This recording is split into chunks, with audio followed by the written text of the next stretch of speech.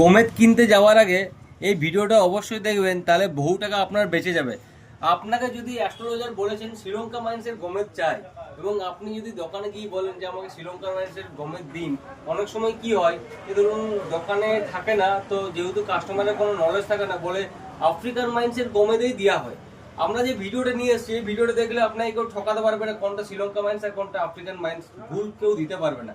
তার আগে অবশ্যই পেজটা ফলো করবেন। আমরা এরকম ছোট ছোট টিপস প্রত্যেক দিন নিয়ে আসি, পেজটা ফলো করে সাথে থাকবেন। ভিডিওতে আসি, এই যে দুটো গোমেদ দেখছেন আমার হাতে, এই দুটো গোমেদের মধ্যে দেখুন এই গোমেদটা একদম চকচক চকচক করছে। আমি জানি না ভিডিওতে কত সুন্দর আসছে, এটা যদি আপনি ভালো করে লক্ষ্য করেন, এটা দেখুন ক্রিস্টাল ক্লিয়ার গোমেদ। ক্রিস্টাল ক্লিয়ার মানে আপনি বুঝবেন সেটা আফ্রিকান মাইন্স। আফ্রিকান মাইন্সের গোমেদ ক্রিস্টাল ক্লিয়ার থাকে, তার মধ্যে বাবলসের পরিমাণ 90% কম থাকে as per Sri Lanka mines.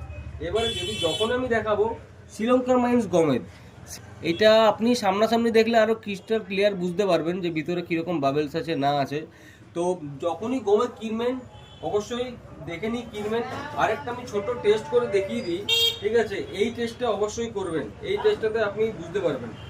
Light জ্বালাবেন, লাইট জ্বালিয়ে দিয়ে গোমেদটা উপরে রেখে দিন। বুঝতে পারছেন বুনি বুনি বুনি বুনি কত আছে? এরকমভাবে ফোনে দেখবেন।